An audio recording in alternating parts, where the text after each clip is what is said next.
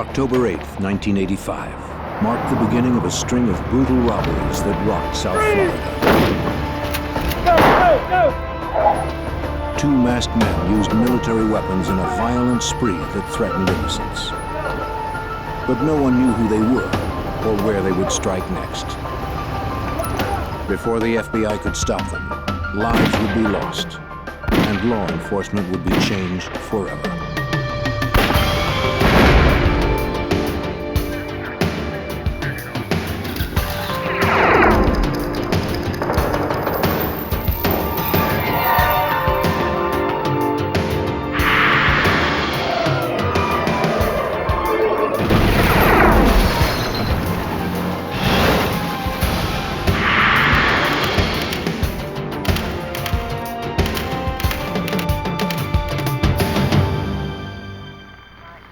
In Miami, a gang of robbers targeted banks and armored cars. They carried assault weapons and weren't afraid to use them. They struck during the day and sometimes twice a day. For a while, they seemed unstoppable. I'm Jim Kallstrom, former head of the FBI's New York office. We knew that to stop these criminals would require stealth, ingenuity, and perhaps a little luck. No one expected to become one of the bloodiest chapters in FBI history. Miami, Florida, 1985. To FBI agents, it seemed a city under siege. Each week, there were 3 to 5 bank robberies. Kidnappings, major drug deals, and shootings were everyday occurrences. But just when it seemed things couldn't get any worse, a new breed of outlaws hit the streets and turned the Miami crime wave into a war.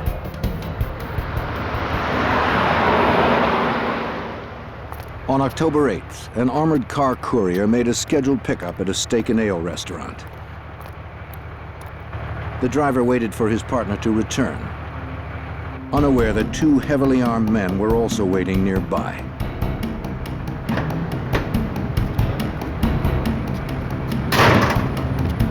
As the guard approached the rear of the truck, the gunman advanced with military-style precision.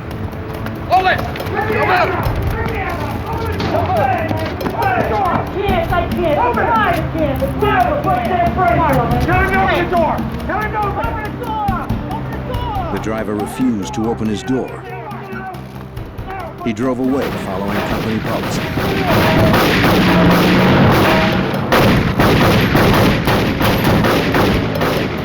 The subjects retreated to a getaway car and attempted to camouflage their escape with a military-issue smoke grenade. The Metro-Dade County Police and the FBI responded to the scene. Robberies of armored cars and banks fall under FBI jurisdiction. The supervisor of the Miami FBI's Violent Crimes Unit was Special Agent Gordon McNeil. There were basically no clues as far as who these individuals were. We had absolutely no idea, no way to go. No one had seen them without the black hoods over their faces. They wore gloves on both hands. One piece of information witnesses did provide was the license number of the getaway car. Agents tracked the number and learned the car had been stolen a month before. But the lead was a dead end. The robbers had escaped with only $2,800. But their use of military weapons and commando tactics convinced Agent McNeil they would probably strike somewhere in Miami again. But where and when? The answer came just 8 days later. At a busy supermarket on South Dixie Highway, another armored car arrived to make a scheduled pickup. A courier returned to the truck with several money bags filled with cash and receipts.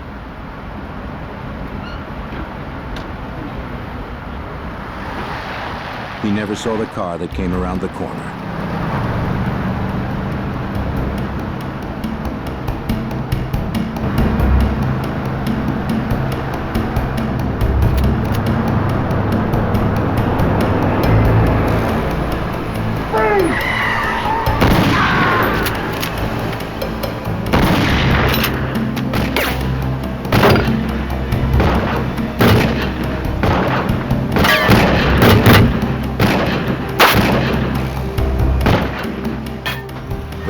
escaped empty-handed.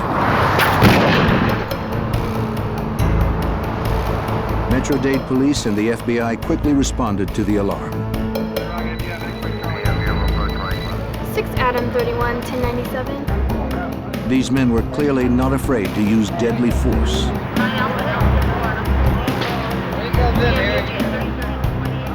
The courier would later die from his injury. While he was taken to the hospital, agents interviewed his partner. As he described the gunmen, it quickly became obvious they were probably the same men responsible for the previous robbery at the Steak and Ale restaurant.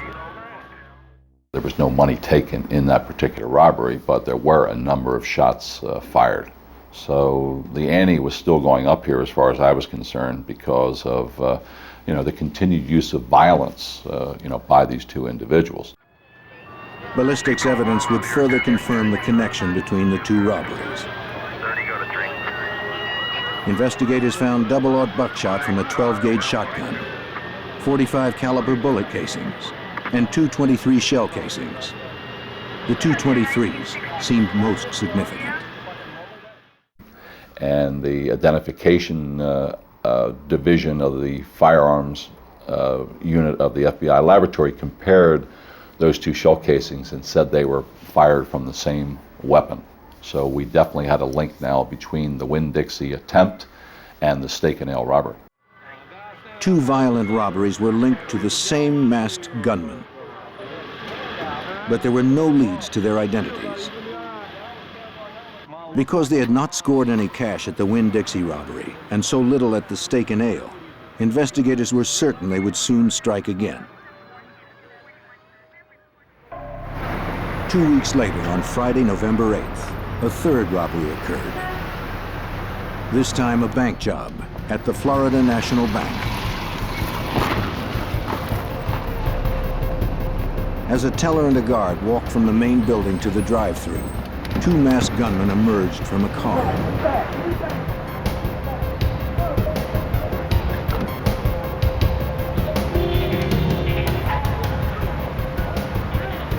At gunpoint, they ordered the teller to open the door to the drive-thru. Get it open now! She tried to comply, but there was a problem with the key.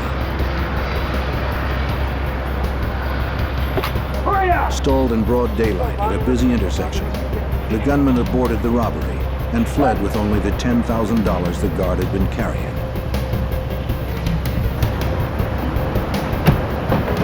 Within minutes, local authorities and the FBI Violent Crimes Unit responded to the scene of the crime. Just a few blocks away from the two previous robberies.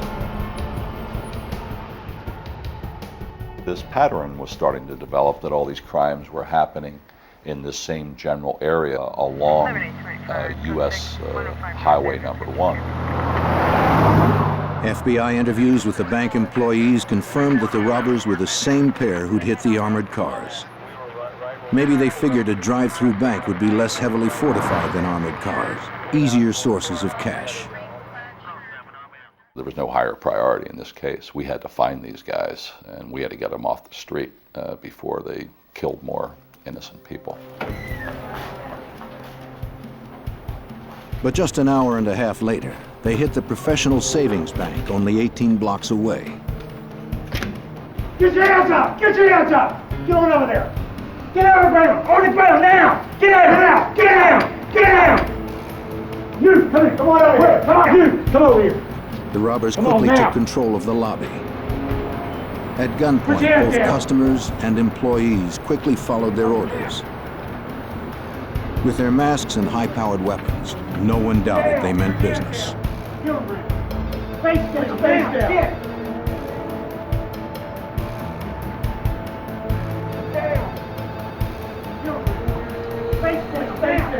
This time, they scored big. Stand!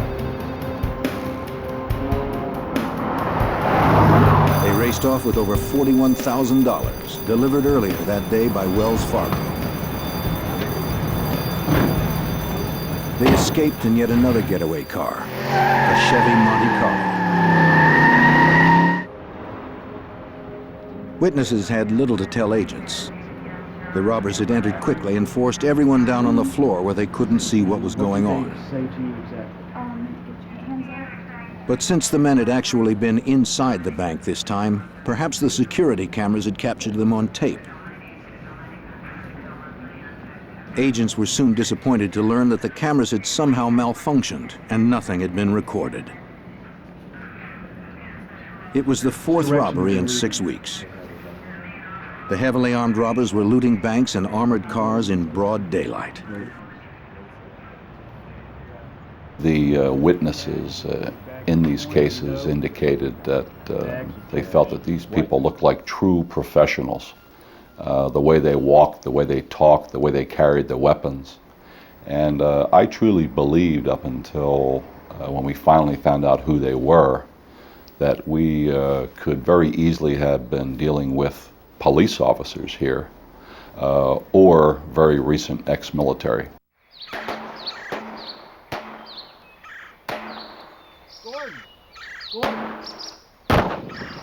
With such violent criminals on the loose, agents honed their own skills on the firing range.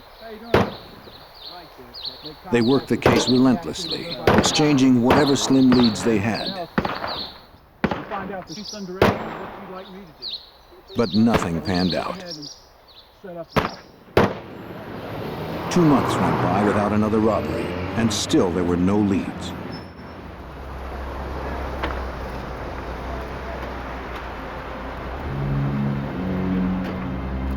On Friday, January 10th, 1986, William Roberts prepared to make a transaction at the Barnett Bank, just as an armored truck was unloading outside. He looked up from his checkbook and watched as 2 masked robbers shot the guard in the back. As the guard lay on the ground, one of the gunmen shot him twice more.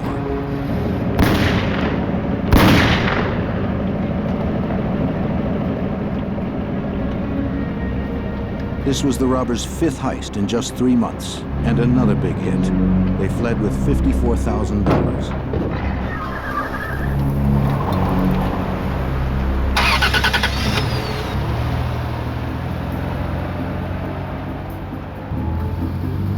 William Roberts trailed the men for blocks. Though he maintained a safe distance, Roberts worried the thieves knew he was following them.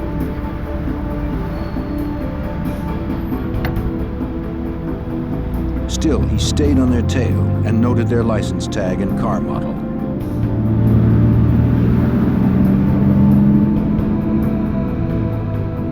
He tracked them to a parking lot where they pulled in next to a white pickup truck.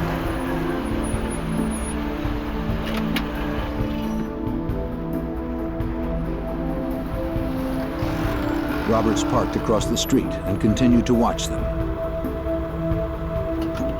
He noted the make and model of the pickup truck, but could not see the tag number. After driving off, Roberts would flag down an officer and tell him the story.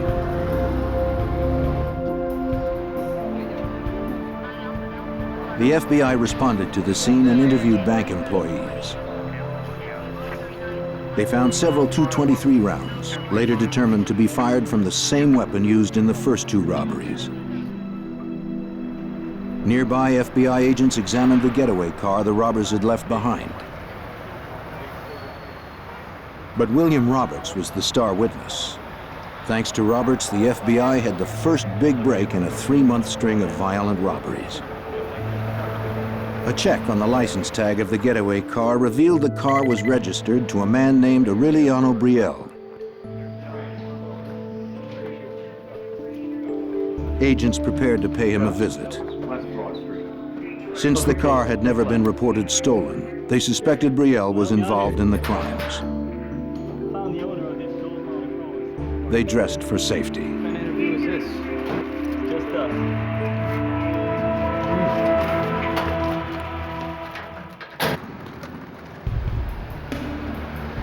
In Miami, the FBI had been tracking 2 masked gunmen who had been robbing armored cars and banks, already killing 1 guard. Now agents had located the registered owner of one of the getaway cars. On January 14th, Special Agent Morellis and a partner arrived at the home of Aureliano Brielle, the registered owner of the car. A woman opened the door. Special Agent Morellis now works undercover and wears a hood to protect his identity. She asked me if I was there about her son, and I said, yes, I was, as a matter of fact. She said, well, my son Emilio has been missing.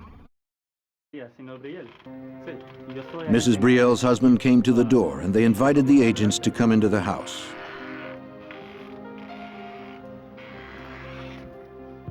Mr. Brielle explained that his son Emilio had disappeared 3 months ago with the family car, which he borrowed to go target shooting in the Everglades. The Brielles had filed a missing persons report, but heard nothing. They had hoped the agents brought news of their son. But both the Brielles and the agents would be disappointed. The FBI knew nothing of the young man's whereabouts. And as the interview progressed, Agent Morellis grew certain the Brielles knew nothing of the robberies. The conclusion at the end of the day was that the Brielle family was not involved. They were victims. Their car had been stolen and their son was missing.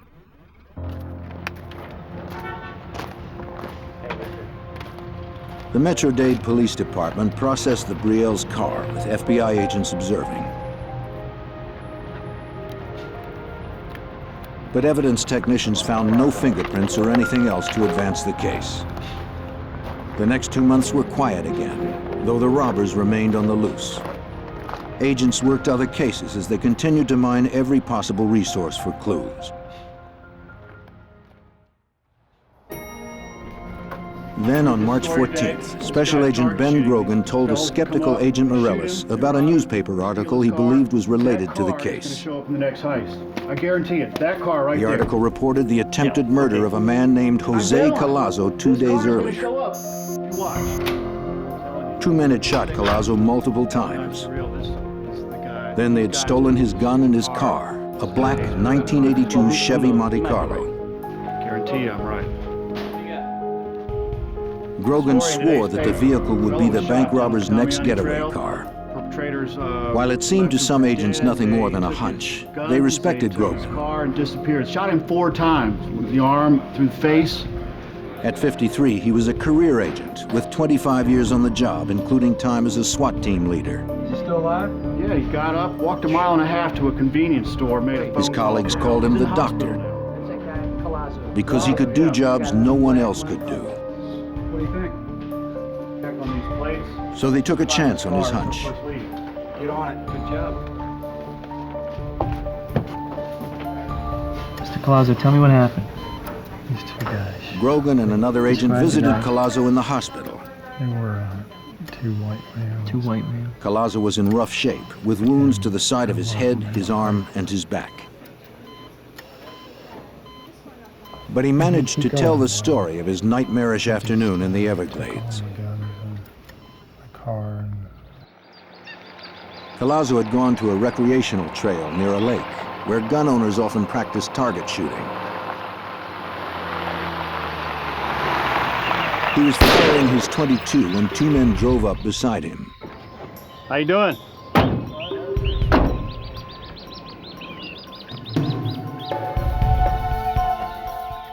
The driver pulled a gun on Collazo, Hold up. Shut up.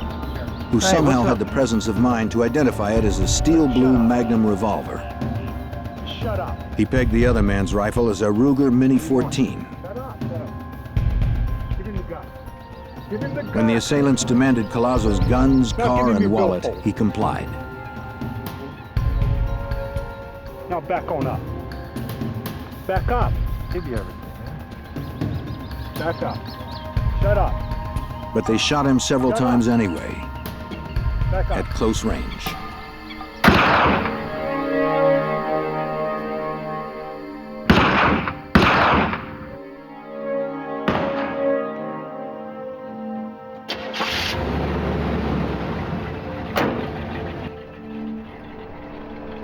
Then they left, taking Collazo's Monte Carlo and their own F-150 pickup truck.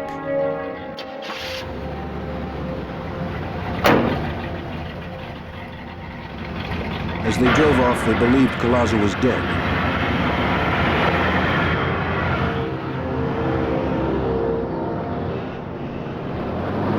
He was just waiting until the shooters were gone. Then he would rally what little strength he had to survive.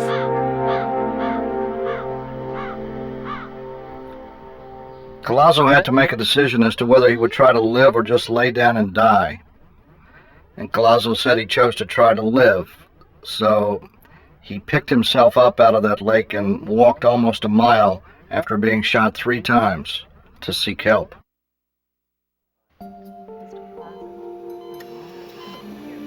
Finding Collazo was the best break in the case so far.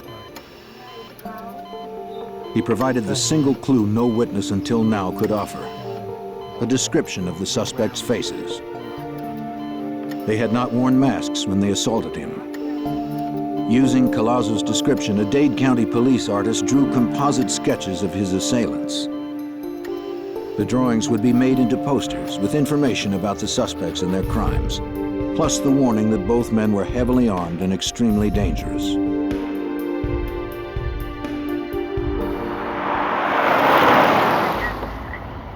Retired Special Agent John Hanlon, a 22-year FBI veteran then assigned to the Violent Crimes Unit, remembers what Collazo said.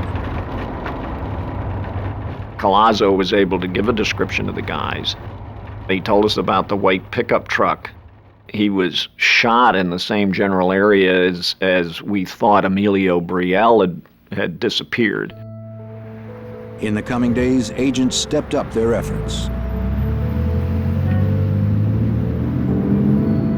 They conducted a grid search of the streets crossing South Dixie Highway in the vicinity of the bank robberies.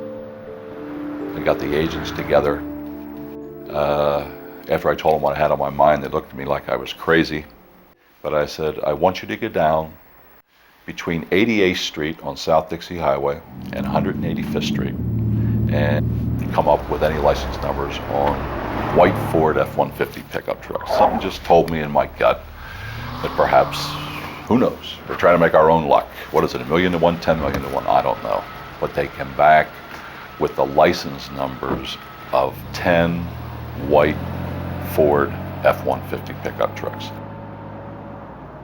Computerized checks of the license numbers would reveal the owners' names. Agents would then request driver's license photos from the Department of Motor Vehicles. Perhaps if Collazo saw the photos, he could identify the truck's owner. But in 1986, technology was slow, and before the photos came back from the DMV, the robbers struck again. On Wednesday, March 19th, just 1 week after Collazo's assault. Get your hands up! Get your hands up! Turn around! Get out! Get out! Get down! On the floor! Both of them! Come on out! Get out! The thieves hit another bank on South Dixie Highway. Back up! Get out! Come on! Get out! Give me the bag! It was their 6th hit in 5 months. Give me the money! Get out! Put your face down! Be quiet! One kept the terrified customers at bay. The other looted money from a teller. Stand, everybody! Go, move! Don't look up! The men escaped with over $8,000 in cash.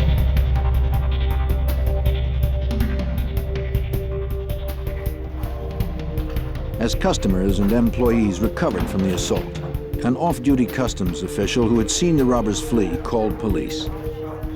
He'd noted the make of the getaway car, a black Chevy Monte Carlo, and the tag number, NTJ 891. Just as Agent Grogan had predicted, it was Jose Collazo's car.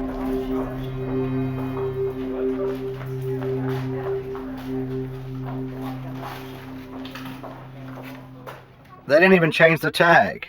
And we're not really sure whether they were, well, we're pretty sure they weren't that stupid, but we speculate that in their minds, you know, they were these hard men. And we think that they were probably just saying, hey, in your face, police, you know, come and get us if you can. Investigators learned little of value from witnesses. At this bank, the security cameras had filmed the entire robbery. But the videotape was of little use. The camera's lenses had captured little more than unidentifiable masked bandits. There was little doubt these robbers planned each hit carefully.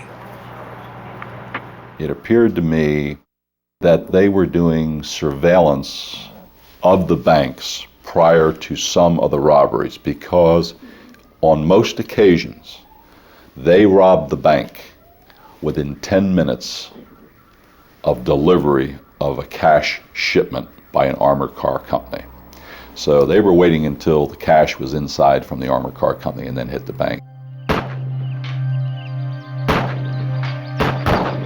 On April 10th, Gordon McNeil and Ben Grogan discussed the case at firearms practice, sifting for any clues they may have overlooked. It had been about 3 weeks since the last robbery. There were no clues to the thieves' identities, but McNeil detected a pattern. You're always looking in law enforcement for patterns of crime, things that seem to happen on a consistent basis. And the only thing that we had gone in these cases was this significant pattern that developed, always on Friday between 9 and 12, hitting the same banks multiple times, always in the same 40 square block area, always along South Dixie Highway. Agents planned a surveillance for the next day.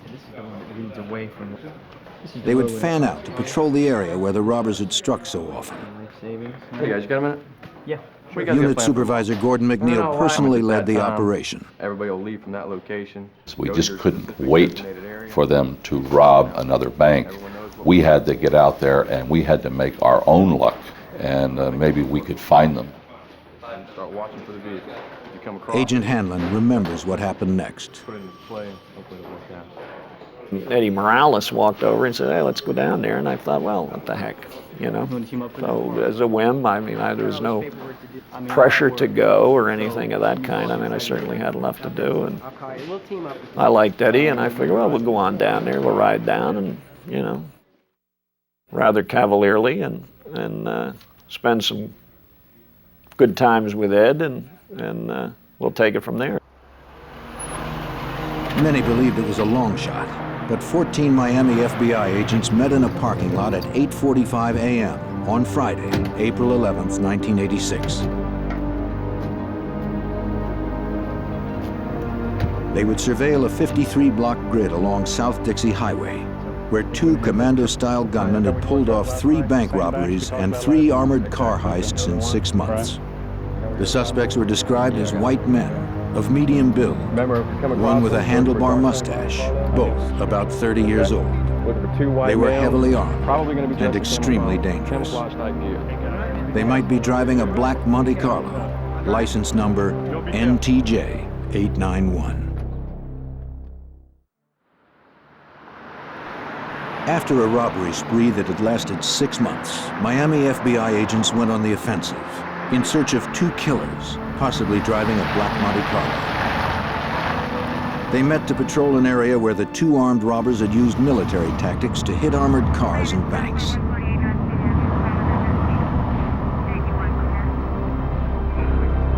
All would be stationed along the major thoroughfare of South Dixie Highway.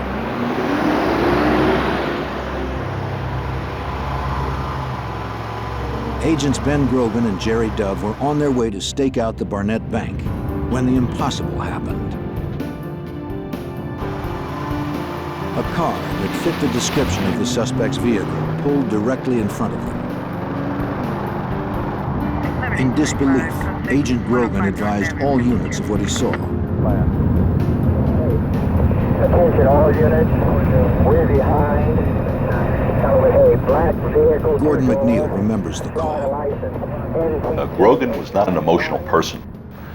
Nothing could get Grogan excited.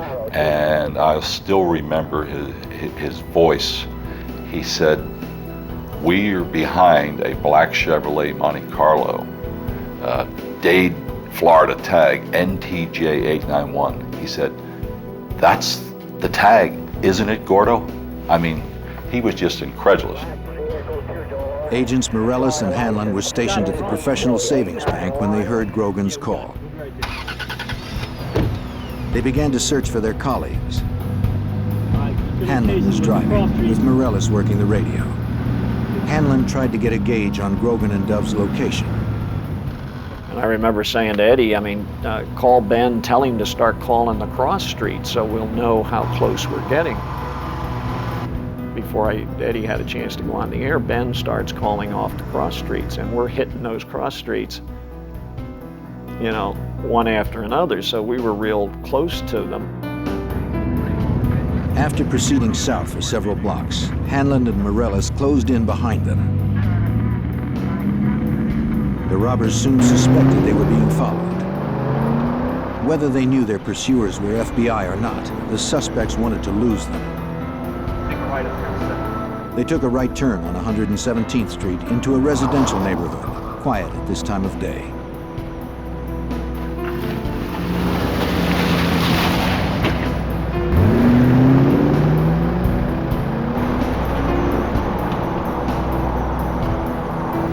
You're still following? Still behind us. They're coming.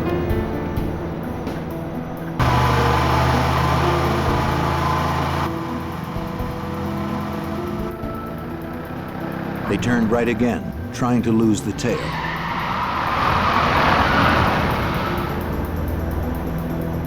But the agents hung on, playing for time, as Agent Morellis recalls. We were just trying to wait for as many FBI units to get to the location as possible. And we were also basically responding to what the subjects did. They weren't in any hurry. When they turned onto 120th Street, they actually slowed down.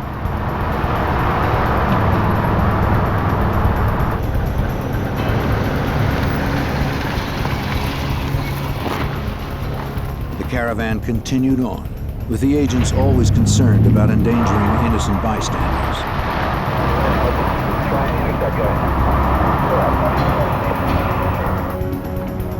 Then the suspects made a left onto 82nd.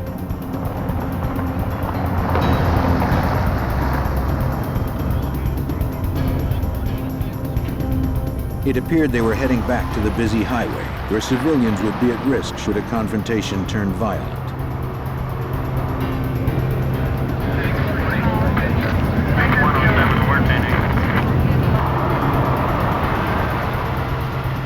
When Grogan saw the silhouette of a long-barreled rifle through the rear window of the subject's vehicle, he knew it was time to act. 70 car stop, let's do it. It was clear the suspects were preparing to do battle. Grogan put the light on his car and ordered a felony stop.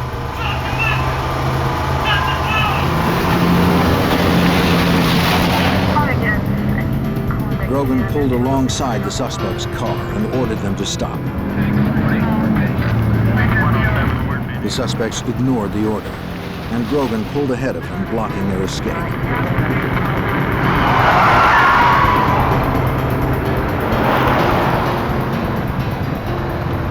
Hanlon and Morellis moved up, boxing them in.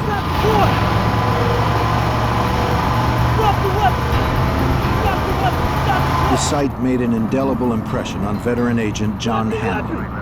And I'll never forget the man's face. I could pick him out today. He looked like your basic Western bad man. He looked very, very determined. It seemed the suspects were as desperate to prevail as the agents who pursued them.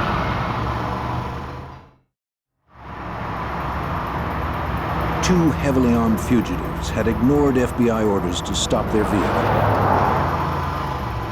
Special agents now tried to force them to comply.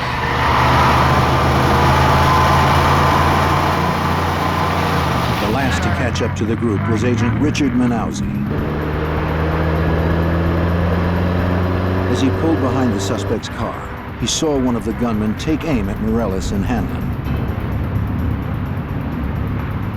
Manauzi rammed the fugitive's car from behind.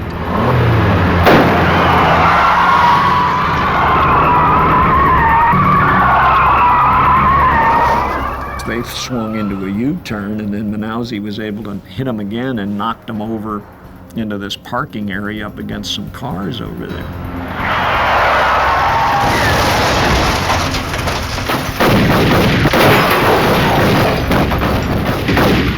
passenger opened fire with a Mini-14 assault rifle. Outgunned, Agent Manalzi crawled to cover. Agent McNeil arrived seconds later, firing at point-blank range.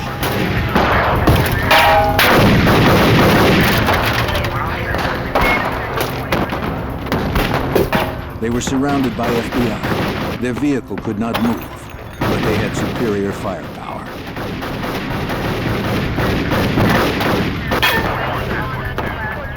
And they refused to surrender.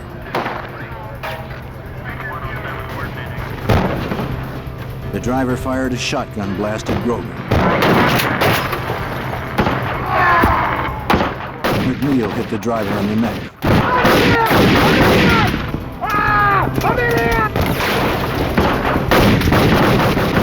But the semi-automatic kept pumping out the rounds until one finally caught McNeil in the hand.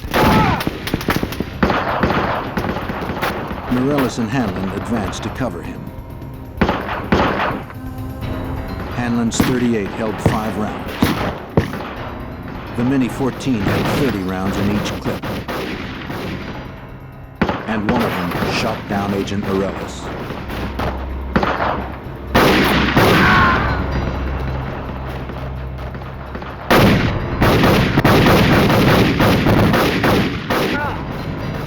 It was all one continuous recollection.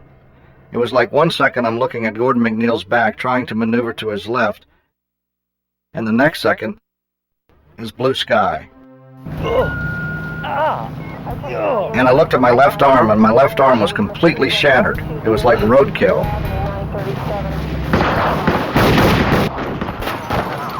His partner was down, but the shooter kept on firing.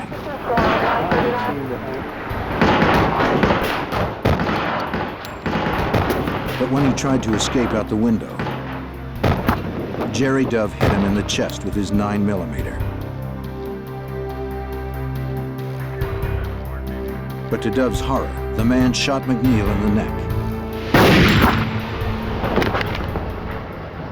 I couldn't move my upper body, I couldn't move my arm, and I couldn't move my legs. So I assumed that I was totally paralyzed at that particular point. I couldn't move. 2 more FBI agents arrived and joined the gunfight.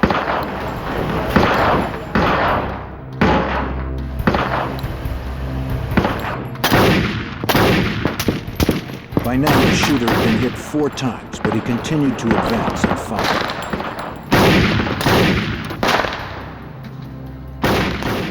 He just made up his mind that he was gone down, he was gone out, and he was going to take as many of us with him as he possibly could. The agents knew they were outgunned, firing 6 shooters against the suspect's 30-round semi-automatic assault weapons.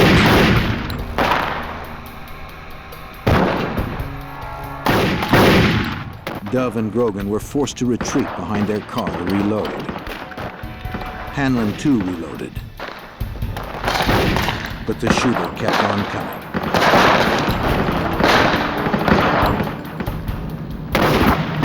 And one went right through my knuckles on my right hand and through the knuckle in my thumb. A bunch of lead and whatever went into the back of my arm, and I remember my gun flying. I said, "Ben, I've been hit." As Hanlon tried to retreat under the bumper, the gunman shot him in the groin. The blood geysered from my groin to my knee. I mean, the blood just came out like a balloon breaking. Grogan was hit. And then Dove. Before they could reload their weapons. I remember Ben saying, "Oh my God," and he fell at my feet. And at some point along in here, I heard the breath go out of him. He went, "Ah." The subject made his way to Agent Dove's car. With his left arm nearly blown off, Agent Morellis managed to pull himself out.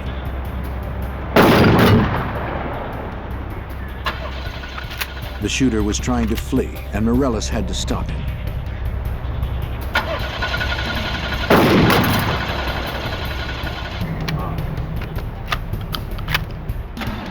Mortally wounded, the second suspect somehow dragged himself out of his car and joined his partner. If the car started, Morales knew they could only go in reverse and back over the fallen agents.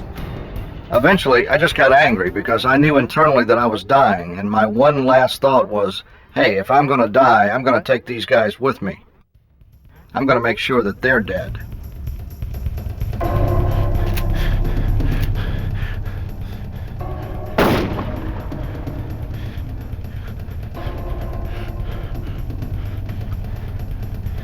With his shotgun empty, Morales changed to his revolver and staggered forward, firing at the subjects.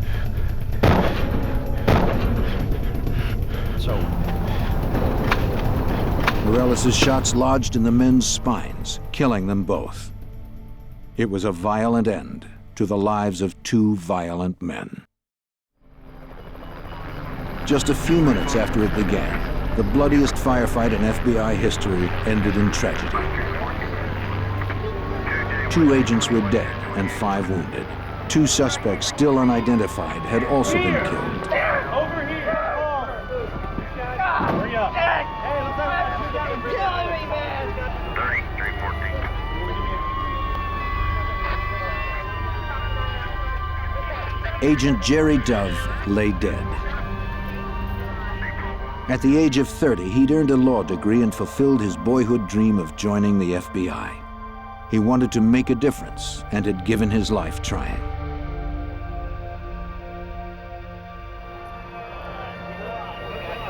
His partner, Ben Grogan, had also perished in the firefight. He had been just 1 year away from retirement when his wife could finally have stopped worrying about her husband's dangerous career.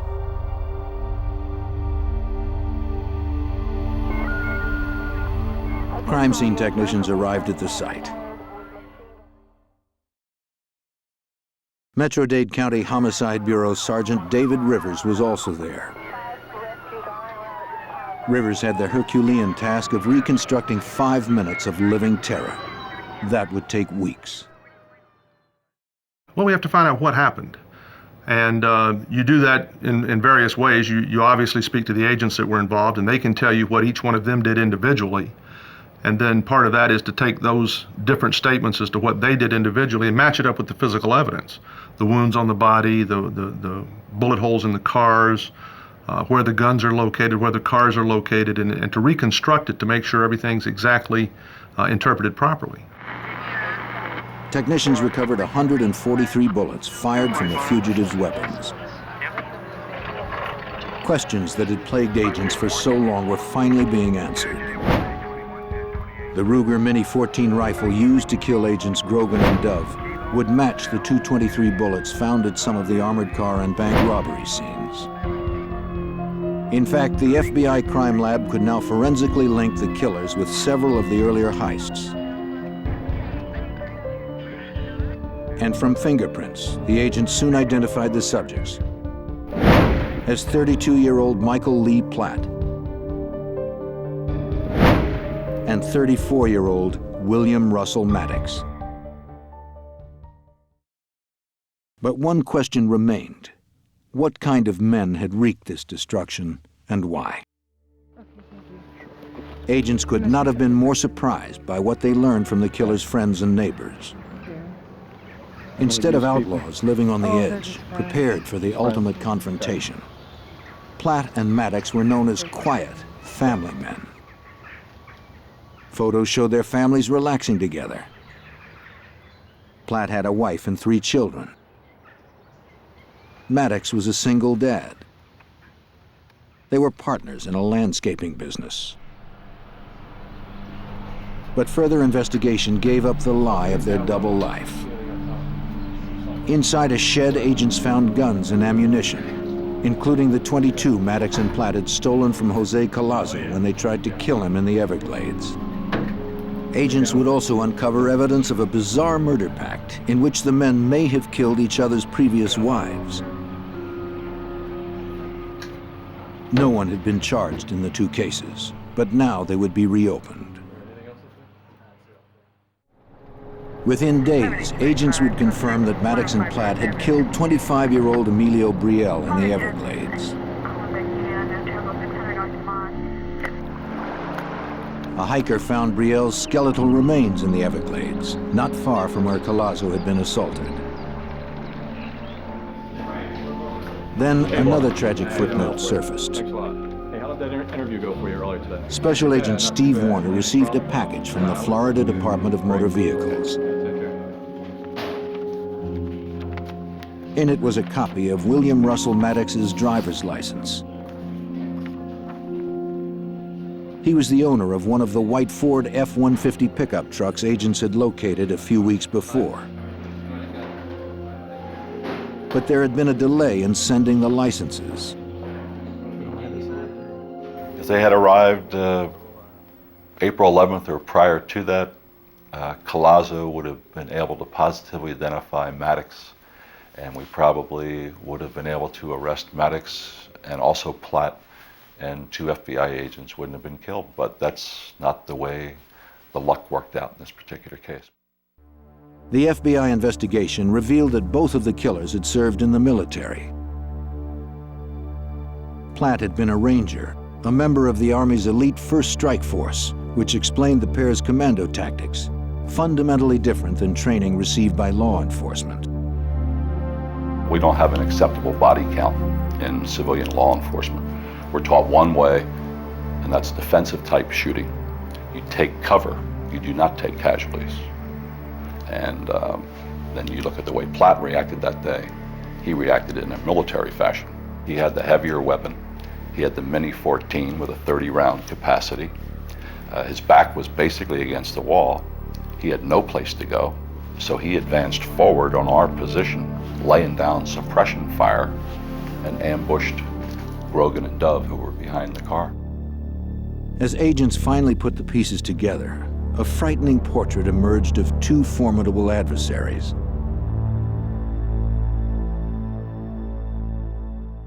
At the end of the shooting, Platt had 11 hits, Maddox had 6 hits.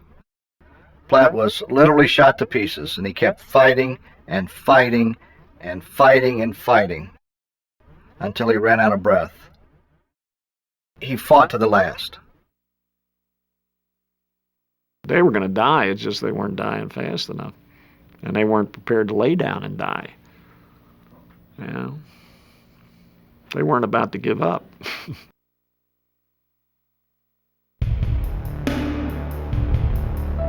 Out of this tragedy came some positive changes that have improved the safety of all in the law enforcement community. Agents and officers now carry more powerful weapons, and their training better prepares them for violent confrontations like the one on April 11, 1986.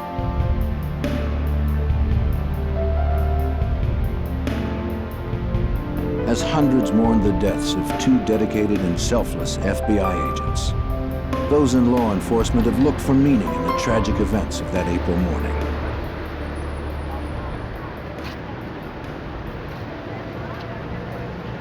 Over the years, Gordon McNeil has found some resolution.